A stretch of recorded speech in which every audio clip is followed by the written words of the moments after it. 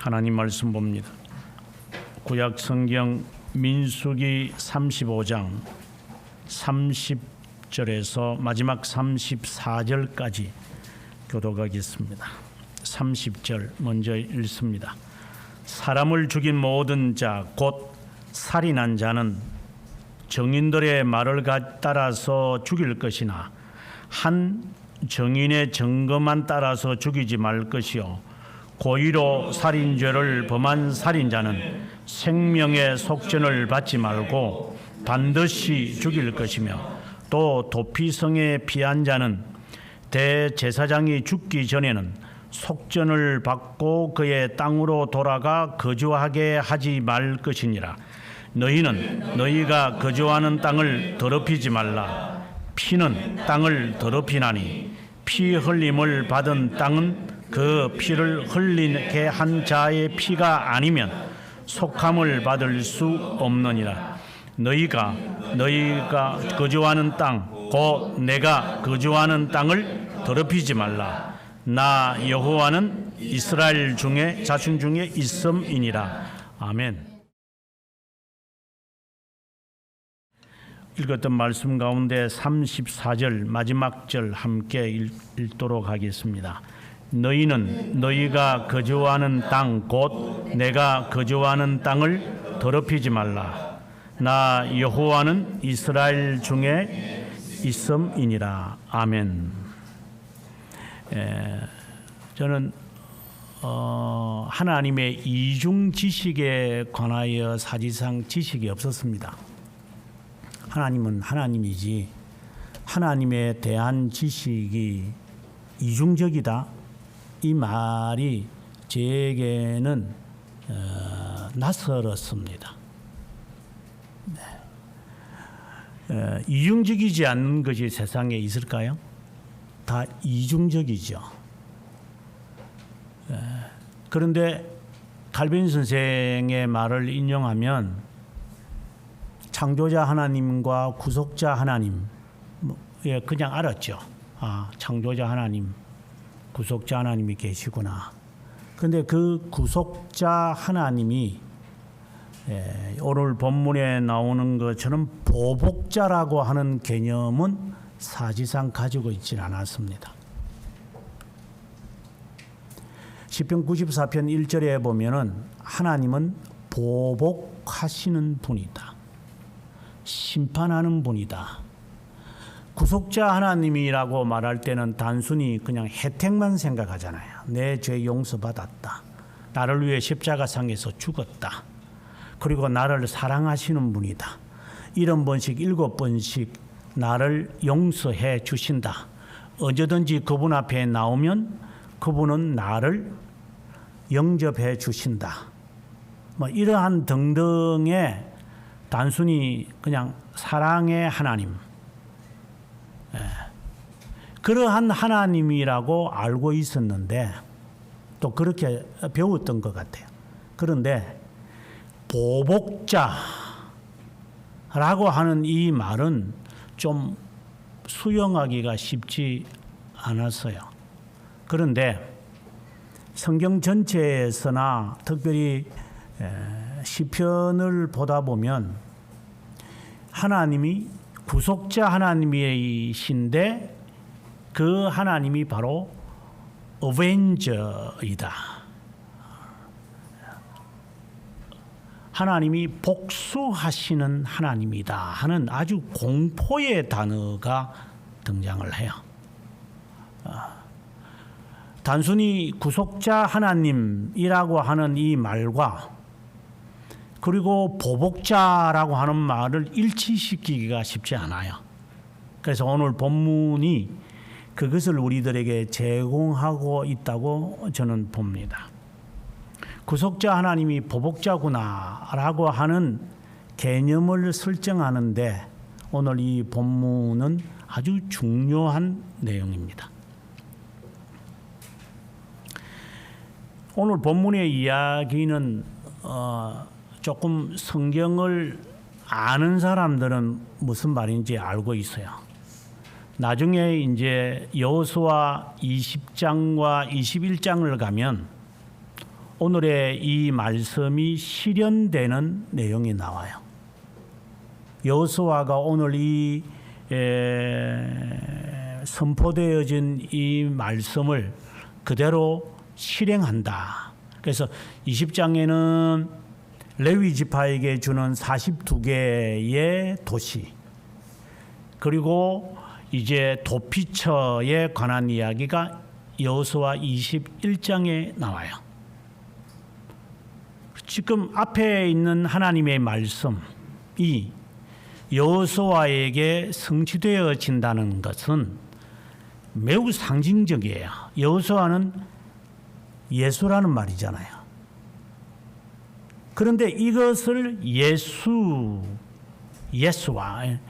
예수라고 하는 자가 이것을 실제로 레위 지파에게 베풀어 주고 도피처, 피난처를 만드는 거예요. 이것은 매우 상징적이에요.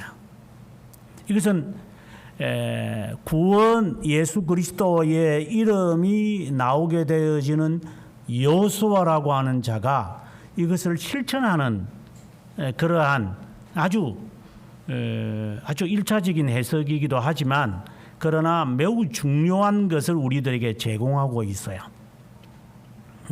예수가, 제가 말하는 예수, 정말 이 칭호가 참 조심스러운데, 성경에 보면 다 예수 이러니까 예수 뭐 이렇게 하잖아요. 이제 보통 보면은 칭호에 보면은 목사, 교수 이래 된다고 해서 여러분들이 저보고 나 목사 이렇게 안 하잖아요. 쓸 때는 목사, 교수 이렇게 하더라도 부를 때는, 말로 표현할 때는 교수님, 목사님 이렇게 하잖아요. 그래서 성경에 예수라고 되어 있다고 해서 이게 시금방스럽게 예수 이렇게, 설교할 때도 예수, 아주 시금방진 사람들이 많아요. 이건 제가 풋노트로 다른 것이지만 하는 말과 쓰는 것은 다른 언어죠. 아직도 이 개념을 없는 애들은 이게 뭔지를 모르고 떠나게도 모르고 살아가는 사람이죠. 댓글 쓰는 것이 말하는 것이지, 그는 겉으로 오랄 언어지요. 말하는 것 구두지. 그것이 쓰는 언어인 줄 알고 말하는 언어를 쓰면 안 되죠. 쓰는 언어를 말해서도 안 되고, 이걸 헷갈리는 지금 젊은이들이다 보니까 이모콘을 사용을 하면서 감정을 넣는 습관이 되다 보니까 글을 써보지 않는 자들이니까 구두적인 이 말이 쓰는 언어인 줄 알고, 쓰는 언어가 구두의 말인 줄 알고 헷갈리는 거. 예수라고 하는 말에서는 지금 구약 성경에 나오는 여호수아, 예수아 이런, 이제 본래는 여호수아라는 말보다도 모세가 예수아라는 말은 우리 성경에도 있습니다만은, 예수아가 도피성에 관하여 그리고 레위 지파에게 나누어 주는 이 도시를 실천했다는 것은 매우 상징적인 이야기예요. 우리는 이 고리도 풀어가야 돼요. 그래서 오늘의 이 이야기는 그냥 볼 때는 뭐 단순하게 보여지지만 성경을 해석하는 구속사적인 측면이라든가, 그 다음에 우리의 삶의 실제적인 면에서 이 말씀은 매우 중요하다. 뭐 성경 전체가 다 중요하지만 이해하는 데 있어서 코드들이 숨겨져 있기 때문에 오늘의 말씀이 그런 겁니다.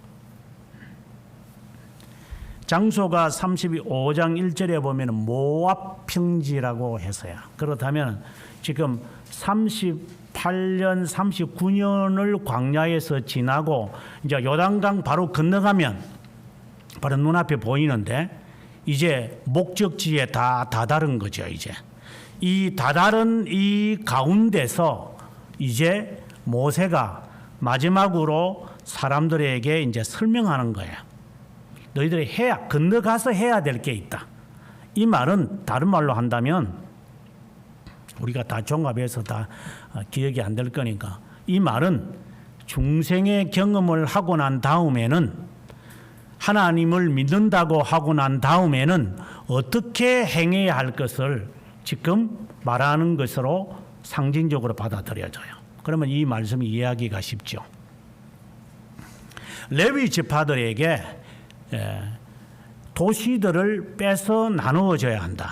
이게 42개다. 큰 지파는, 작은 지파는 그것에 따라서 큰 땅을 주든지 작은 땅을 주든지, 그것은 자의로 하더라도 그 도시만 주는 것이 아니라 500m의 초장까지도 평지를 그들에게 나누어 줘라. 이것은 뭐 목사들이 뭐 재산 가지라라는 말하고는 성격이 달라요. 뭐 그렇게 해석하는 사람도 뭐 이단자들 가운데 있기는 있습니다만은, 네. 아무튼 이 레위 지파를 목사라고 해석을 하는 사람이 있다면 매우 위험한 사람들이에요. 직을 말하는 것이지, 레위 지파가 갖는 것이 나는 목사가 갖는 것이라고 이렇게 이야기를 한다면 그 사람은 매우 위험한 사람들이에요. 사기꾼의 기질이 좀 있는 사람들이라고 보시면 좋을 거예요. 제사장도 마찬가지고. 아무튼 이 레위 지파에게 땅을 할당해 줘라. 땅을 할당해 줘라. 땅을 할당하게 해주는 이유가 있어요. 그것이 뭐냐면 도피처를 보호해야 하기 때문에. 도피처를 6개 도시를 이제 다시 또 만드는 거죠. 그래서 48개가 그들에게 돌아간다고 오늘 본문 여기 7절에도 그렇게 되어 있는데, 요단강 들어가서 세 도시, 그리고 요단강 가기 전에 있는 세 도시다, 이렇게 말하고 있어요. 이건 굉장히 상징적이죠. 문자적으로 본다면은 이 세 지파, 그러니까 므낫세 반 지파까지 합쳐서 세 지파가 요단강 건너편에 들어가지 않고 땅을 할당해 달라고 모세에게 부탁한 것이고, 그 다음에 나머지 이제 10지파, 꼭 9지파, 반 지파지만 그것은 이제 가나안 땅으로 들어가잖아요. 그러니까 그들 가운데서 도시도 주면서 세 도시를 특별히 선정해야 한다. 그리고 요단강 가기 전에 두 지파와 반 지파가 있으니까 이들을 위해서도 도피처 3개를 마련해야 한다. 특별히 15절에 가보면 이 6 성읍은 이스라엘 자손과 타국인과 이스라엘 중에 거류하는 자의 도피처가 될 것이다. 이유를 말하고 있어요. 이스라엘 사람들만을 위한 게 아니라 이스라엘 중안에 어중이 떠중이로 거하는 거류하는 자들도 있을 것이고, 그리고 이방인들도 있을 것이다. 이들을 위해서 도피처를 6개를 좌우로, 요단강 좌우로 놔두어야 한다. 지금 무엇을 의미하는지 여기 감이 왔다면 이거는 대단히 성경적 지식이 있는 사람들이에요.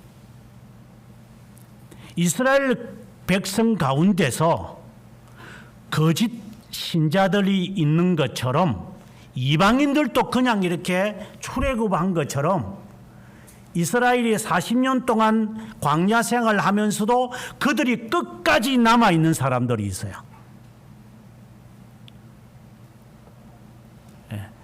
마치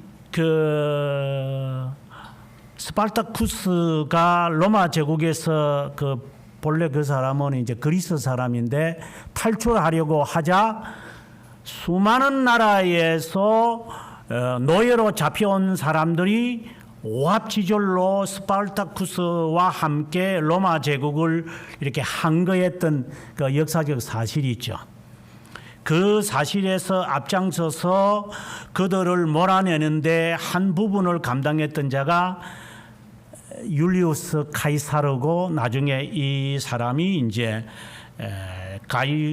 가이사, 우리 성경에 나오는 그 가이사의 이제 뭐 어떻게 보면은 양 아버지라고 해야 될지 양 할아버지라고 해야 될지 그런 이제 족속이 되는데, 그 30만 명 가량 되어지는 스파르타쿠스를 따르는 사람들을 이제 다 죽여버리죠. 로마 제국 사람들이.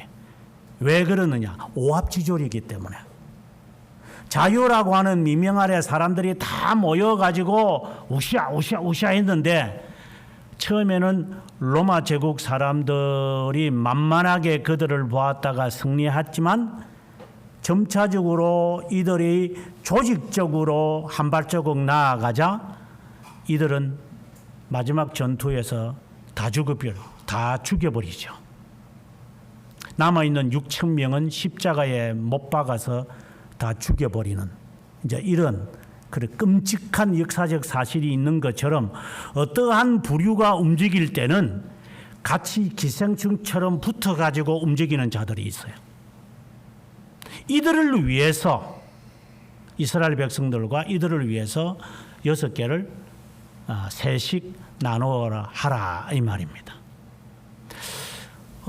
매우 상징적이죠.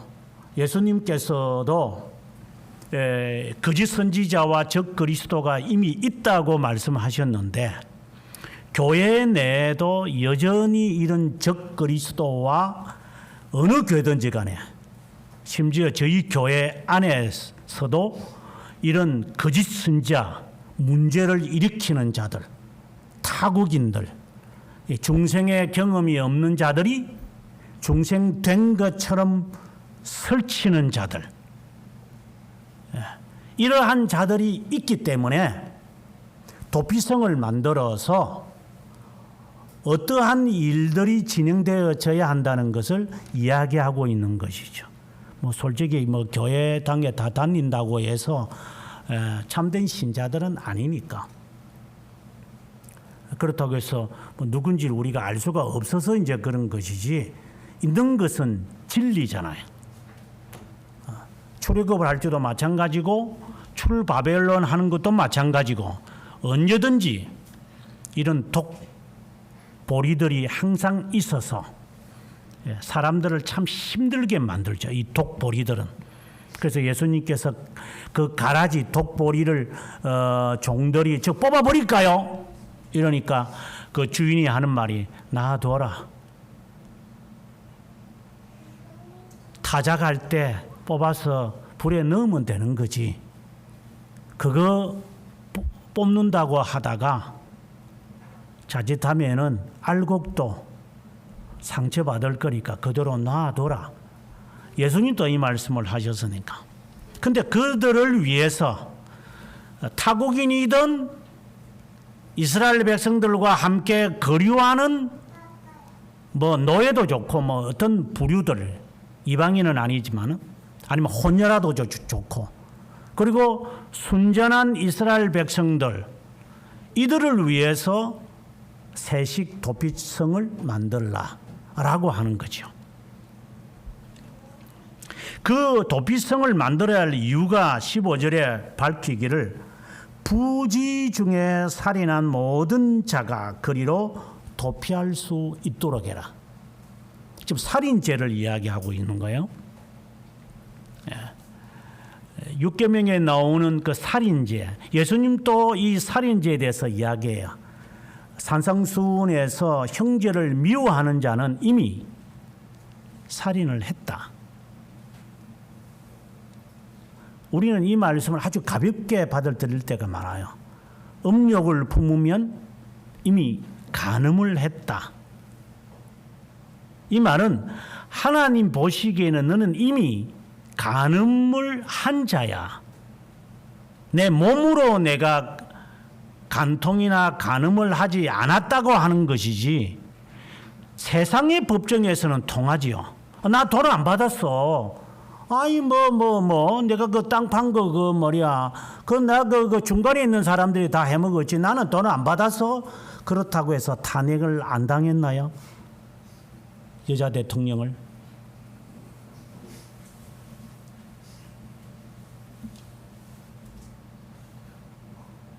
내 통장에 돈이 없는 것하고 눈 감고 아웅 하는 식으로 다른 사람의 통장에 돈을 다 집어넣어 놨다가 이중으로 세금을 안 내려고 아내와 이혼해 놓고 집에서 같이 동거하며 사는 그런 나쁜 놈들이 우리 사회에 곳곳에 있잖아요. 졸부들이.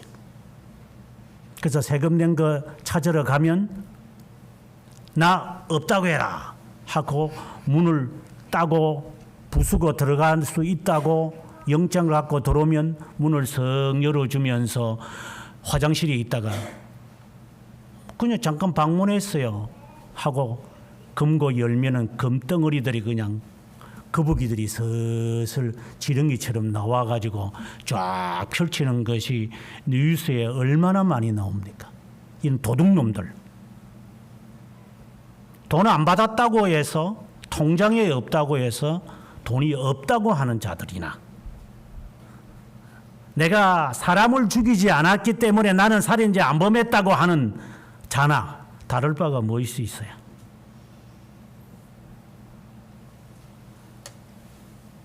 간음을 하지 실제로 내가 간통하지 않았다고 하는 것과 하나님이 보시기에 너는 간통한 자라고 하는 것과의 차이가 뭐 있어요?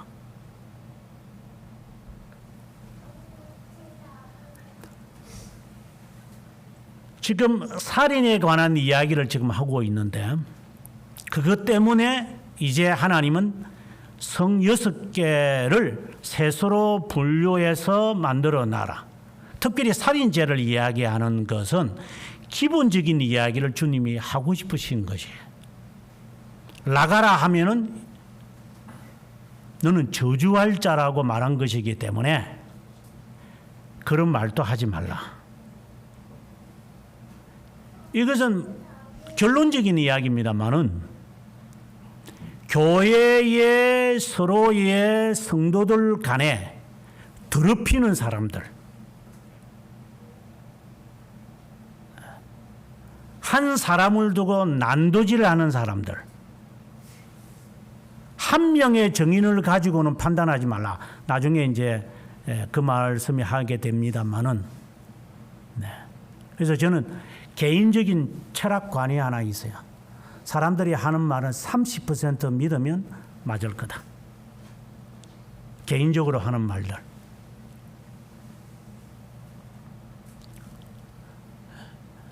세 사람, 두 사람 정도의 말을 듣고 나면은 저 말이 잘못된 것은 금세 드러나는 것이 일반화되어 있는 거잖아요. 그런데 우리가 관습상으로 그렇게 안 하죠. 듣고 싶은 것만 딱 듣고 그 다음에 바로 입에서 툭 튀어나오니까. 이것은 34절의 말씀처럼 내 땅을 더럽히는 것이다. 이게 결론적인 말이죠. 하나님의 교회를, 하나님의 몸을 더럽히지 마라. 이것을 주님은 이제 말씀하시기 위해 가장 기본적인 죄, 이 살인죄를 끄집어내시고 그것에 대하여 이제 분류가 있을 수 있어요.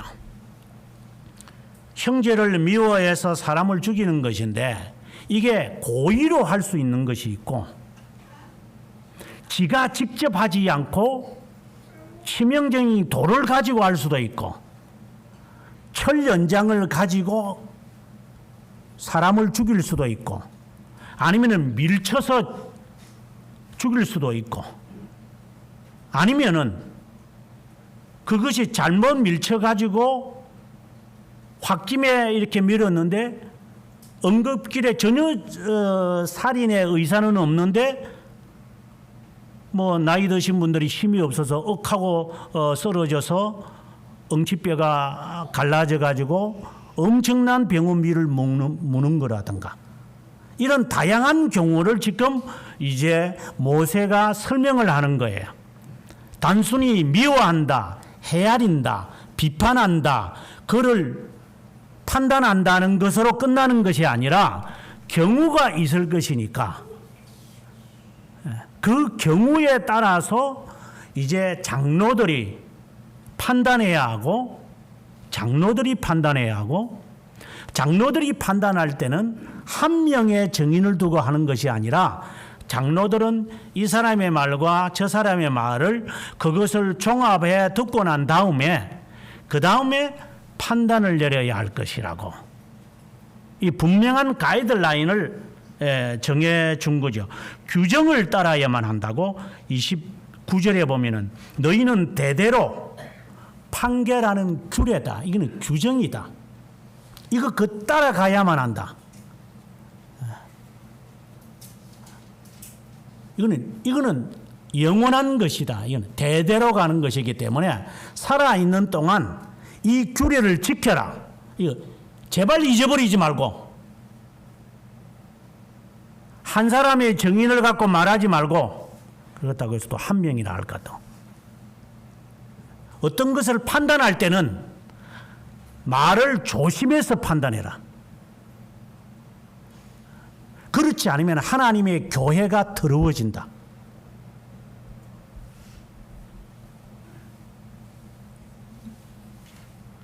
이거는 성도들이 가져야 할 자세를 지금 말하는 거예요. 교회인들이 우리가 교회 다니는 사람들이 해야 할 조심스러운 것. 그런데 이것을 지키는 사람들이 몇 퍼센트나 될 것 같아요. 왜 분쟁이 교회에서 일어나는가? 왜 교회 안에서 저런 불상사가 일어나는 것인가? 그것은 이 규례를 지키지 않기 때문에 규례를 안 지키는 것으로 끝나는 게 아니라 34절에 있는 말씀처럼 하나님의 땅, 거주하는 주님이 거주하는 땅이에요. 아니 성전이죠. 이것은 우리의 자신일 수도 있고 겉으로 교회당을 말하는 것은 아니죠. 교회를 말하죠. 에클레시아를 말하는 것이지 이런 예배당을 말하는 것은 아니니까 아무튼 그것을 더럽히는 것이다. 하나님이 거주하시는 이 성전을 더럽히지 말라고 사도 바울이 말해요. 성령이 거하는 전인지 너가 알지 못하느냐. 그래서 어떤 목사님들은 우리가 이 몸뚱아리가 하나님의 몸뚱아리인데 성령이 거하는 전인데 여기에다가 그냥 잡다한 거 술 마시고 담배 피우고 하면 되겠느냐 이런 말을 하기는 하셔서 조금 틀렸네 이제 이런 생각이 들기도 합니다만은 틀린 말은 아니니까 완전히 조금 틀렸죠.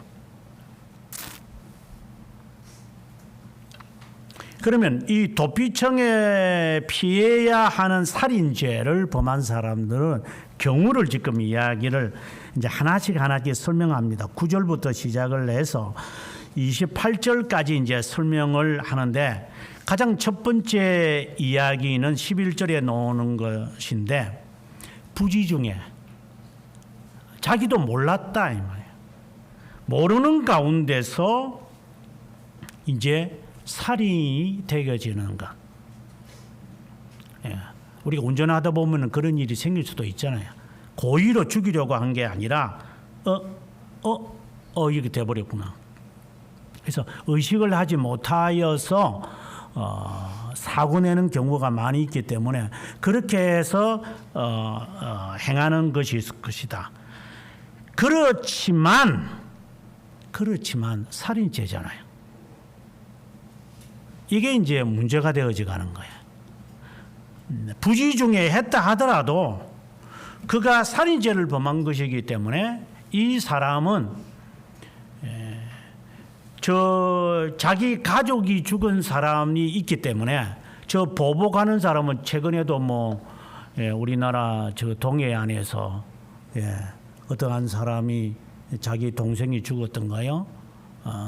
월부 가는 사람이다. 뭐 이렇게 해가지고 죽은 것에 관해서 지금 지금 이 정부가 그걸 파헤치고 있고, 이제 미국 FBI가 CIA에서도 이 부분에 대해서 이제 자기들이 갖고 있는 정보를 우리들에게 나눠주면서 판가름하라 그러잖아요. 그때는 지가 월북하다가 지가 죽은 건데 뭐 우리 보고 어쩌라고 이렇게 판결을 했는데, 이제 점점 밝혀지는 것을 보니까 이거는 그렇지 않아요. 그래서 그 형이 마치 오늘에 나오는 것처럼 피 흘린 보복자로서 내 동생의 이 죄를 내가 벗겨내야 되겠다. 누구 잘못 때문이냐? 도대체 누가 내 동생을 죽도록 만들었느냐? 이렇게 할 수 있잖아요. 이제 그와 같은 경우이기 때문에 고의가 아니고 부지 중에 했다면 그 살인한 그 사람은 도피처로 빨리 도망가야 된다. 그 경우가 이제 첫 번째로 있는 이야기예요. 그 다음에 16절에 보면은 철 연장을 가지고 사람을 죽였다면 그 살인자는 반드시 죽어야 한다. 이거는 의료성이 있는 거예요. 예를 들어서 가인을 보시면 돼요. 가인이 자기 동생을 덜에 있을 때 죽여버려요. 그때 하나님이 뭐라고 하느냐면, 너 아우의 피가 땅에서 나에게 호소한다 했어요. 오늘 본문과 관계 있는 거거든요. 피가 호소하는 거예요. 하나님, 정말 억울합니다. 왜 내 형이 나를 죽입니까? 근데 그 흘린 그 피가 하나님께 호소하는 것이다. 이것은 오늘 본문과 관련되어 있는 거예요. 그러면은 가인이 생각할 때 무슨 이유가 있겠죠. 하나님께서 너 동생 어디 있나 하니까 땜박 하는 말이 뭐예요? 내가 동생 지키는 자요. 이런 식으로 나오는, 이거는 이제 도피처 가지 않는 자이죠. 이거는 내가 뭘 잘못했는데 그냥 눈에 가시니까 그냥 돌려 쳐 죽여버리지 저거 뭐. 이제 이런 식으로 대답을 했을 때는 이거는 상징적으로 보면 이거는 유기된 자의 전형적인 모습이에요. 내가 뭘 그리 잘못했는데, 내가 잘못한 게 있으면 한번 말해봐. 이제 이런 사람의 자세는 도피처 가지 않겠죠. 다른 말로 주님 앞에 가지 않겠죠. 왜? 자신의 억울함에 대하여 하나님께 호소할 필요가 없으니까. 아벨은 의인이었거든요. 히브리서에 보면 아벨은 의인이에요. 의인의 피를 흘린 거예요. 억울한 거죠. 그래서 하나님 앞에 호소하는 것이 바로 마치 도피처로 가는 거예요. 하나님은 아시기 때문에 하나님이 판단해 주세요. 이런 자세는 도피처로 가는 거예요. 근데 철 연장을 가지고 가인처럼 돌멩이를 가지고 쳐 죽였으니 이것은 고의로 한 것이죠. 그래서 우리의 법에도 보면은 화가 난다고 해서 살인을 할 수 있는 뭔가를 몽둥이라든가 뭔가를 들고 사람을 때리려고 하면은 그거는 치사를 할 수 있는 거니 그 죄는 엄청나게 큰 거예요. 그냥 손으로 그냥 딱 때리는 거하고 막대기 같은 거라든가 돌멩이 같은 거 끄집어내가지고 연장 끄집어내서 오면 그거는 살인죄에 해당될 수 있는 사건들이기 때문에 이거는 그것과 그게 차이인 거죠. 이제 그 이야기를 지금 하는 거예요. 네가 화가 났으면 주먹으로 하면 되는 거지. 그걸 철 연장을 가지고 도구를 이용을 해서 법이요라고 하면서 그것에 거기에 들어가 가지고 저 사람을 더 나쁜 자로 사람을 만들어가는 자들, 수단을 이용을 해서 저 사람을 더 지가 잘못해 놓고서는 저 사람을 나쁜 사람이라고 말하는 자들, 그러니까 숨는 자들. 우리나라에 이런 얌생이들이 참 많지만, 그래서 주님은 이런 자는 반드시 죽여버려라. 도피처로 갈 필요도 없는 애들이, 이런 애들은 철 연장을 가지기 시작했으며 벌써 핑계와 이유를 대는 자들이기 때문에. 근데 17절에 가보게 되면 돌을 손에 들고 사람을 쳐 죽이면 반드시 죽여라. 가인을 떠올리면 가장 좋은 신뢰가 될 겁니다. 18절에 사람을 죽일 만한 나무 연장을 들고 사람을 죽였느냐? 반드시 죽여라. 이게 수단을 사용하는 것으로, 이거는 고의거든요. 이거는요. 화를 못 이기는 사람들이 있잖아요. 19절에 가보면 피를 보복하는 자는 살인한 자를 자신이 죽일 것이니 만나면 죽여라. 20절에 세 번째 경우를 말합니다. 미워하기 때문에, 이거는 이제 미워하는 것이 살인죄잖아요. 미워하기 때문에 밀쳐 기회를 엿보다가 무엇을 마치 아파트 위에서 집어 던져가지고 뭐 어린아이들이 놀다가 밑에 있는 아주머니라든가 개를 이렇게 쳐 죽이게 되어졌다. 이것은 뭐 죽일 의사를 가진 것은 아닌데 악의를 가지고 했다면 반드시 죽이라. 근데 악의가 아니고 자기가 부지 중에 했을 때는 도피청으로 간다. 부지 중에 행한 것은 다 도피처로 가게 돼 있어요. 고의로 행한 것은 반드시 죽여야 된다. 그는 누가 죽입니까? 이것이 바로 피를 보복하는 자, 이 구속자라는 말이에요. 그래서 19절에 피를 보복하는 자, 21절에 피를 보복하는 자, 24절에도 피를 보복하는 자, 25절에도 피를 보복하는 자, 27절에도 피를 보복하는 자, 이런 자는 살인자를 만나면 언제든지 죽여도 된다. 그건 살인죄가 아니거든요.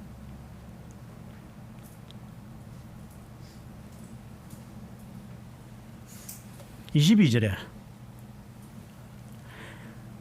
사람을 밀쳤는데도 악의가 없어서 사람을 밀쳤는데 그리고 저거 죽여야 되겠다 해서 아파트 고층에서 집어 던지진 것이 아니고 그냥 이렇게 하다가 뭐 이렇게 떨어져서 사람을 죽였을 때는 여기 보면 23절에 보지 못하고 사람을 죽일 만한 돌을 던져서 죽였을 때는 악의가 없는 자이기 때문에 이런 자는 피를 보복하는 자에게서 빼서 도피처로 갖게 해야 한다. 자, 그러면은 악의를 가지고 돌을 던졌는 건지 연장을 가지고 죽였던 건지 밀쳤는지 판단이 안 돼요. 이게 나는 제가 악의를 안 했는데요 이렇게 말해버리면 판단의 이 기준이 없어져 버리는 거죠. 그래서 우리가 정황 판단을 해서 이제 판사들이 이제 이걸 판단하겠죠. 마치 그것을 지금 이야기하는 것 같아요. 그러나 성경은 그렇게 말하지는 않아요. 뭐 성경적으로 뭐 세상이 살아야 할 이유는 아니니까, 안 믿는 자들이 워낙 많은 세상이니까 성경에 살인죄가 있다고 해서 뭐 살인이 반드시 이 사회에 있어야 할 이유는 없죠. 그거는 그러한 것은 아니니까. 아무튼 하나님께서 이것에 대한 분명한 설명이 또 들어가야 좀 있으면 제가 들어가겠지만, 이 살인한 고의로 하지 않고 부지 중에 악의가 없어서 살인죄를 범한 사람들은 도피처로 가라. 자, 그러면 이게 악의가 있는 건지 이게 고의로 한 것이 판단을 어떻게 하느냐. 그 다음에 이야기에 25절에 제사장이 죽을 때까지 거해야 한다. 28절에 대제사장이 죽은 후에도 죽은 후에는 자신의 집으로 가는데 보복자가 원한이 있어가 죽이면 그 보복자가 잘못된 거야. 제사장이 살아있는 동안은 도피청에 머물러야 한다.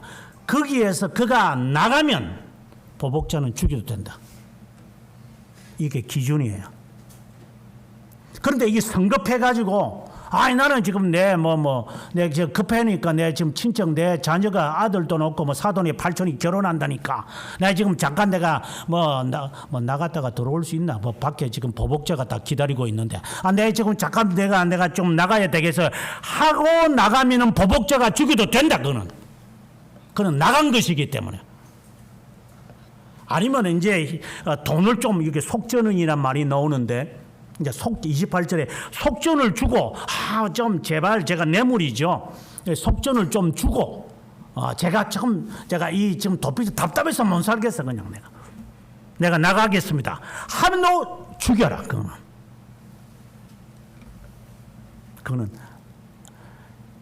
빙자를 하면서 부지 중에 살인해 놓고서 이제 그냥 구렁이가 담 넘어가듯이 슬쩍 마치 중생된 척하면서 이들과 함께 있는데 이게 못 살겠거든요. 이게 힘들어요. 실제로 신자의 삶이라는 게 정말 괴롭고 고달프고 힘들고 죽고 싶은 심정이니까 내가 왜 이렇게 살아야 되나 내가.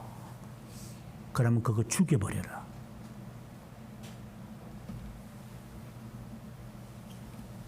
중생된 척하는 자들이 있을 것이기 때문에 교회 안에 그런 자는 언제든지 떠나죠. 어떤 수준을 어떤 이유를 내세워서라도. 도피처는 참된 교회를 말해요. 그냥 예배당을 말하는 게 아니에요.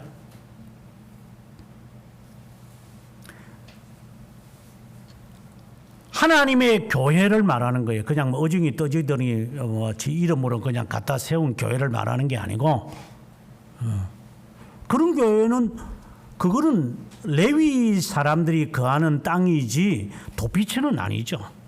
레위 지파가 다스린다고 해서 도피처가 되는 것은 아니에요. 딱 지정되어 있는 거예요. 거기에 가서 대제사장이 보고 이 사람은 악의가 없는 것처럼 느껴지는데 장로들이 좀 판단해 주셔. 그래서 장로가 판단을 해서 그러면 도피처에 거해. 그러나 조건이 있어. 떠나지 마. 떠나면 보복자는 와서 너를 죽일 거야. 해놓고 악의가 없다고 말해놓고 도피처에 있는 것이 내가 사는 길이라고 말해놓고 떠나면 그는 고의로 죽인 거니까 그거는 유기된 자일 거야.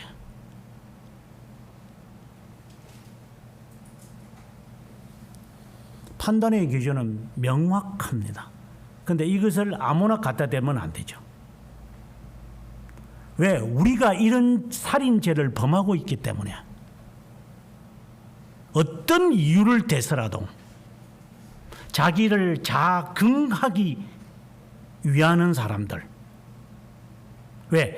양심이 가책을 받으니까 고통스러우니까 이것을 파헤쳐서라도 나는 양심의 자유를 얻고 싶어.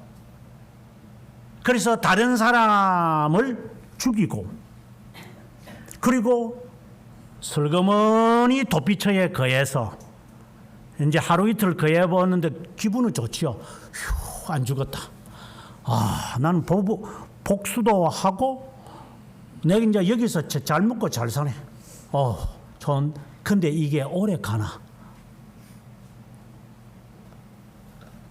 그래서 이 본래 변화하지 않았던 이 근성이 되살아나서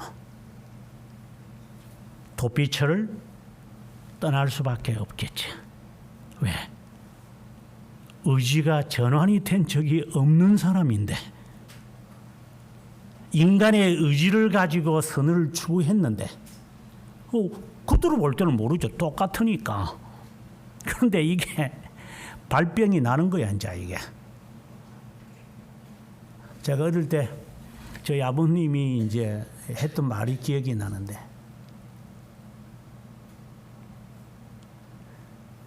은성아, 너 그냥 가만히 앉아서 공부하면 안 되냐? 그렇게 잔나비처럼 공부를 안 하고 책상에 앉아 있는 습관을 무서면 너 앞으로 어떻게 살래? 그래서 그때 뭐 중학교 시절에 제가 그 말이 귀에 들어옵니까? 그래 아버님 볼 때쯤 되면 책 펴놓고 공부 숙제하는 숙제를 좀 천천히 해야 되거든. 빨리 하면 또 아버님이 공부 안 해? 이럴 것 같으니까. 그러니까 천천히 이제 해야 아빠가 공부한다. 은성이 오늘 상 줘야 되겠다. 그 말 들으면서 상 받아야지. 이제 이런 식의 좀 엉덩이 좀 의자에 붙여서 공부해라. 은성아 속이지 마라.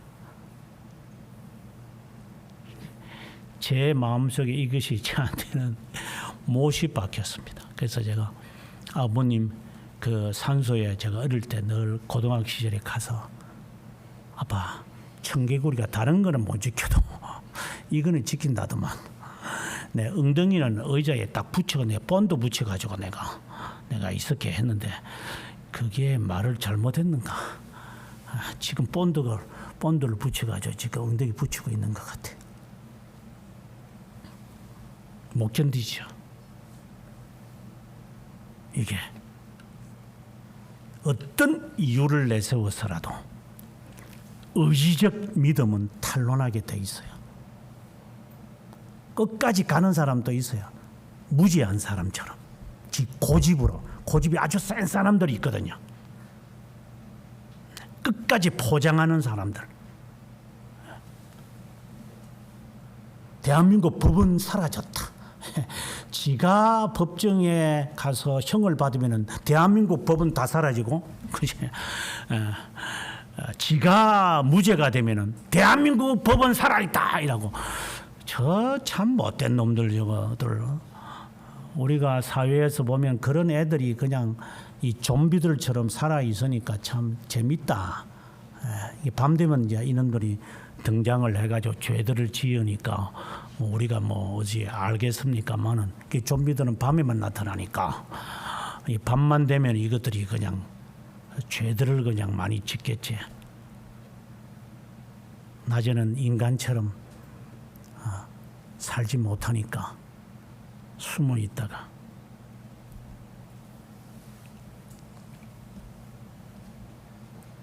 그러면 여기에 풀리지 않은 문제는 피를 보복하는 자가 누구냐라고 하는 거예요. 앞서 제가 말할 때에 내 가족을 해한 사람에 대해서 나는 복수해야 된다 이렇게 되어 있는데 여기에 보복자가 바로 서두에 여러분에게 말씀드렸던 구속자라고 하는 말이에요. 이건 단순히 보복하는 게 아니에요. 피를 보복하는 거예요.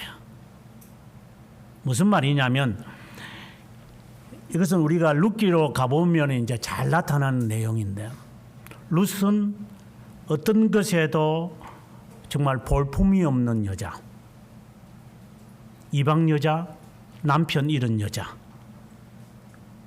그래서 마치 다말처럼 몸을 팔아야 먹고 사는 여자.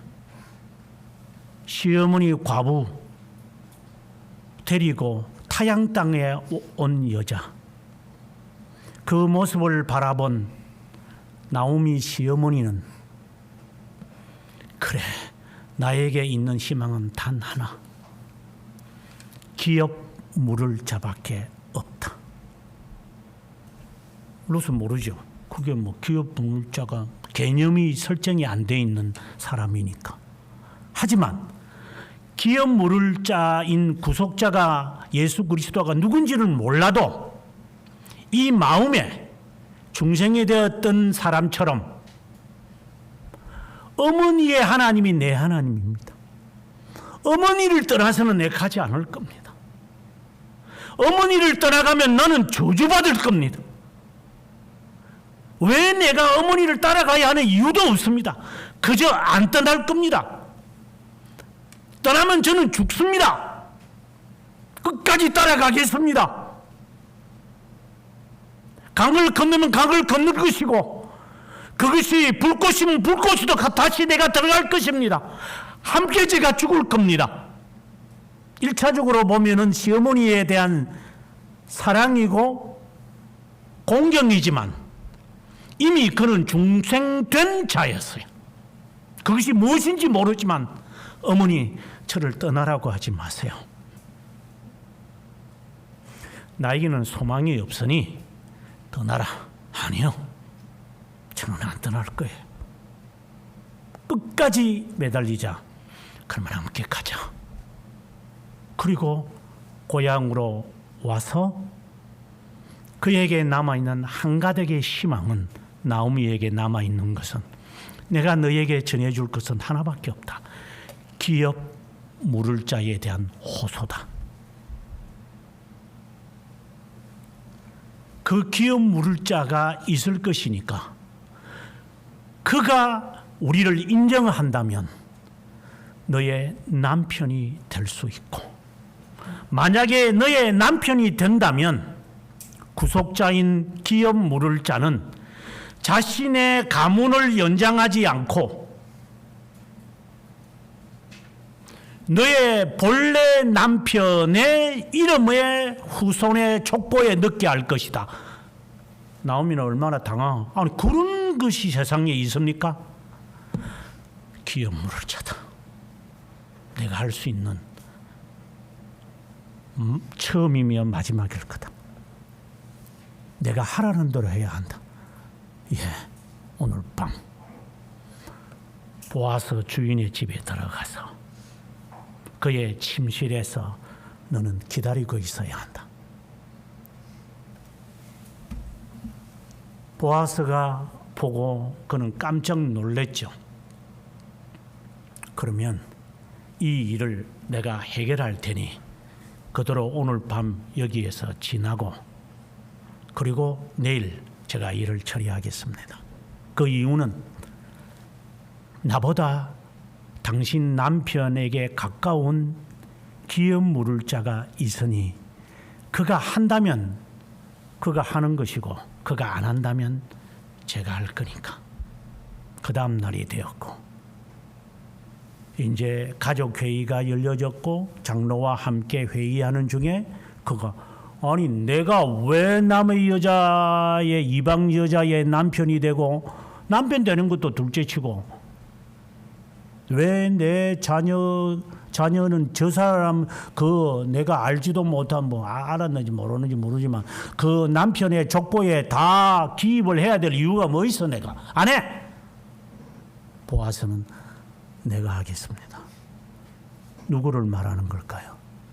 예수 그리스도. 그렇다면 우리는 룻처럼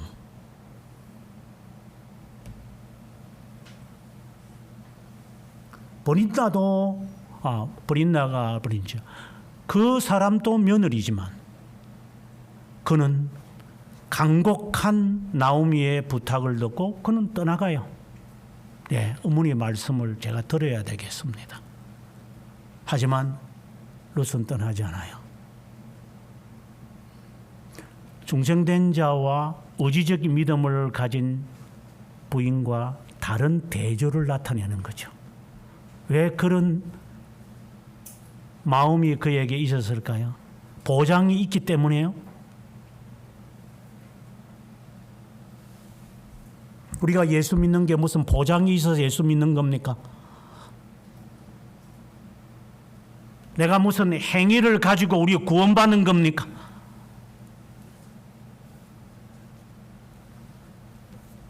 의이신 주님이 왜 의를 얻으셔야만 합니까? 그분이 의이신데 그냥 주시면 안 됩니까? 너 죄값을 내가 치러야 하니까.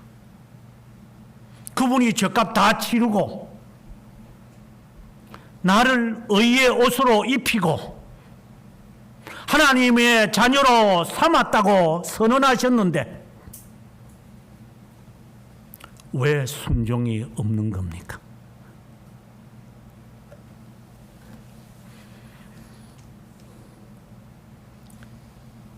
이 모든 공짜, 흔히 말합시다, 무상의 은혜, 이거 다 그냥 다 받아놓고 내가 한 것처럼 하나님께서 우리에게 다 주셨는데, 내가 내 힘으로 갖고 있는 죄인이라는 것, 그분이 대신 빌라도 법정에 서서 수치당하고 조롱당하고 하나님으로서 멸시당하고 고통을 당했는데, 우리는 손톱 하나 까딱하지 않고 매니큐어 칠하면서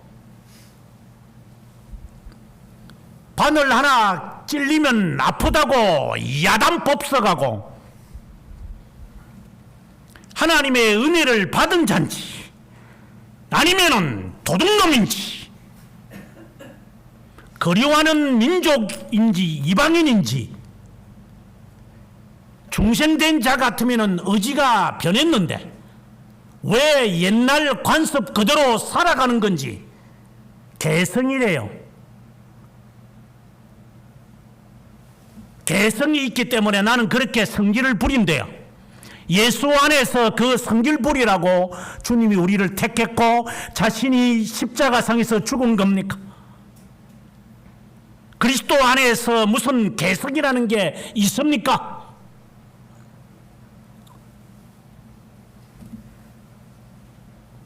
주님이 나를 위하여 죽은 것은 사실을 인정하십니까, 우리가?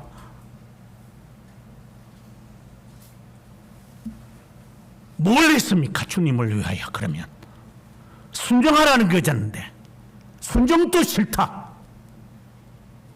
기도 제목 없으면 기도 안 하는 거잖아, 우리. 이 일 해결해 달라고 기도하지 항상 기도하는 것도 아니고 기도하는 척하는 거잖아. 이뻐해 주니까 좋아서 날뛰고 흥분돼 가지고 봉사하는 척하고 모든 것이 척하는 거잖아. 잘해주기 때문에 나도 잘한다. 못해주면 안 한다. 이 DNA를 가지고 우리가 살아가고 있는데 중생된 줄 모르고 살인을 했다면, 사람들에게 상처를 줬다면 도피성으로 들어가서 그 안에서 그분이 가르치는 대로 훈련을 받든가 훈련도 받지 않겠다고 나오면 보복하는 자가 너는 나를 믿는다고 해서 하나님의 사역을 맡기고 네가 나를 신뢰한다고 해서 너를 어여쁜 자로 여겼는데 네가 알고 보니까 고의로 사람을 죽인 놈이구나. 그럼 너도 죽자. 이것은 당연한 거 아닙니까? 주님이 우리를 미워하시지 않고 우리가 밉상할 짓 얼마나 우리가 많이 하는데 주님 우리를 미워하시지 않는데 왜 우리가 남을 미워해야 될 자격이라도 있는 겁니까?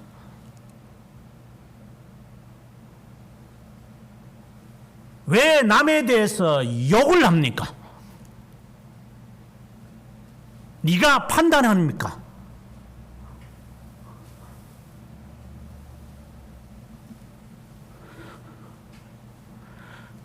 우리는 고의로 지금 죄를 범하는 겁니까? 아니면은 부지중에 죄를 범하고 있는 겁니까? 부지중에 죄를 범하는 자는 중생된 척하는 자가 아니요, 중생의 경험을 아직 하지 않은 자이겠죠. 그러면 도피성으로 피해서 훈련 받으세요. 고의로 한 자가 도피청에 피한 자는 제사장이 죽기 전에 제사장의 죽음과 상관없이 그는 지 할 짓 다 할 겁니다. 우리는 그리스도가 나를 위하여 죽었다는 사실을 알고 있기 때문에 우리를 죽이는 겁니다.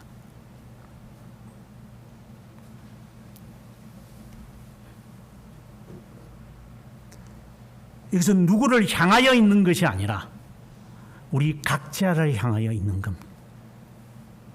주님이 네가 헤아리는 헤아림으로 너도 헤아림을 받는다. 뼈를 깎는 스스로의 훈련이 아니면 그 자연스럽게 하는 비판에서 못 벗어날 겁니다. 자신이 없습니까? 도피청에서 제사장에게 훈련받으세요. 하나님이 세운 교회의 의미가 도피성을 한 수십 개 만들지. 주님은 6개만 만들었습니다. 제한적인 겁니다. 교회 간판 묻히면 다 교회가.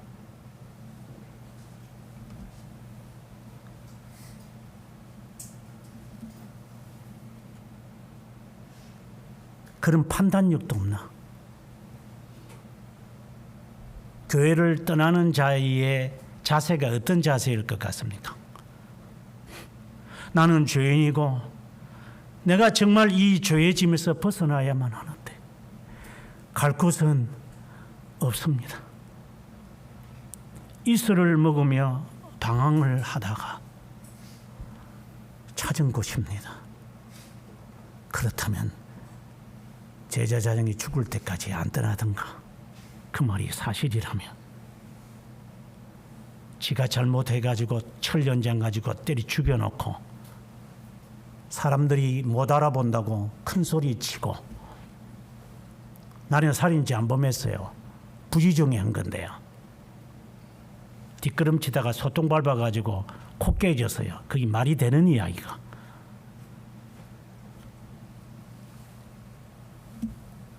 우리가 그런 자가 될까 두렵습니다.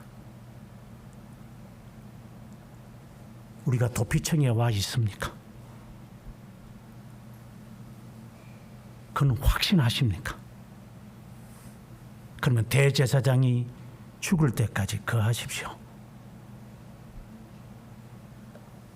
주님의 죽으심을 본받아 살라는 겁니다. 아직도 네 개성증 부립니까? 일반적인 것은 개성이 필요한 것과 특별한 개성을 부리는 것하고는 다르죠.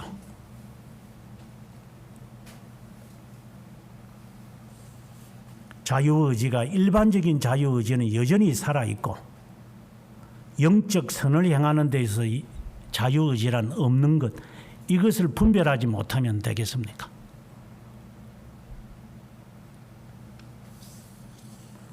아직도 DNA를 여전히 죄성을 가지고 있는 우리들, 이걸 없애는 것은 쉬운 일이 아니에요. 그냥 그리스도가 우리의 죄를 덮는 거지 우리가 우리의 못된 죄성을 덮었어야 되겠습니까? 우리는 싸워야지요. 그분이 덮었다고 해서 내가 덮어가지고 살아가면 그거는 하나님을 모독하는 자이지 않습니까?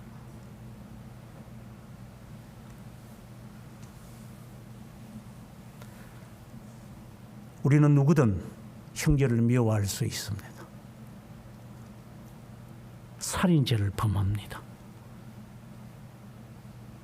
사람을 죽여서만이 아니라 우리는 언제든지 시기심이 있고 수근수근한 것이 있기 때문에 비방하고 이런 것이 우리에게 있습니다. 안 벗어납니다, 이거. 그래서 죄를 범했다면 도피성을 찾아온 것 아닙니까? 우리는 예수님이 필요합니다. 나도 예수님이 너무 필요합니다. 그런데 예수님 필요 없는 자처럼 까불면 됩니까? 저는 목회를 하면서 까보는 놈들을 한두 번 본 게 아닙니다.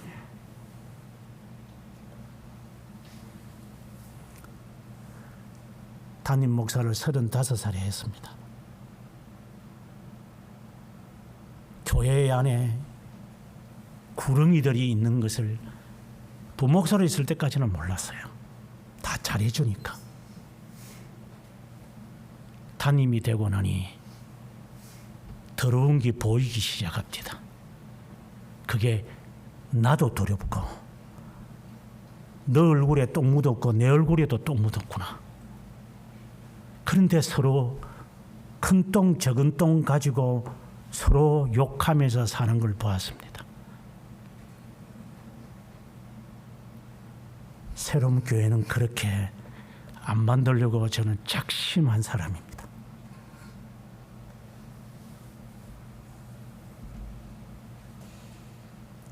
언제가 그 말까지 했지만 목사를 키우는 학교는 그렇지 않는 것처럼 보였습니다. 그래서 교수가 되어서 목사를 잘 훈련시키면 이 나라 좋은 나라, 하나님 나라 되겠다. 저는 환멸을 느꼈습니다. 도둑놈들이 여기서 키우지는구나. 그렇다고 뭐 제가 정의롭다는 말을 하는 거 아닙니다. 부끄러워서 그만둔 겁니다.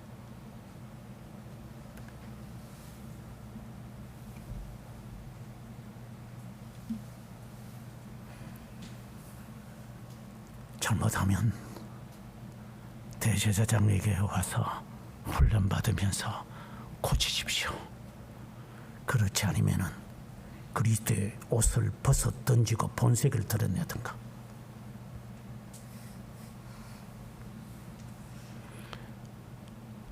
살인죄라고 하는 죄를 언급하시면서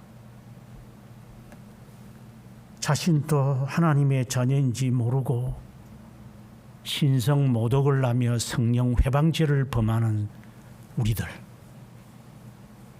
멈추십시오.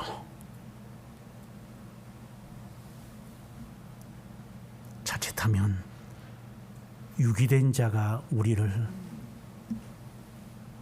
물론 유기된 자가 뭐 하나님의 백성을 데리고 갈 수는 없겠지만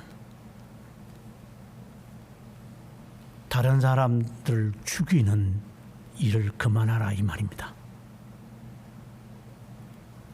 하나님의 백성이 왜 부지중의 일들을 그렇게 많이 범하면서 다른 사람에게 가시와 철 연장과 돌멩이와 나뭇가지가 되려고 합니까?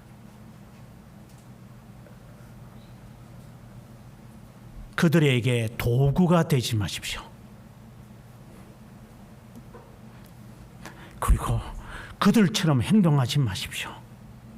하나님의 자녀로 사십시오.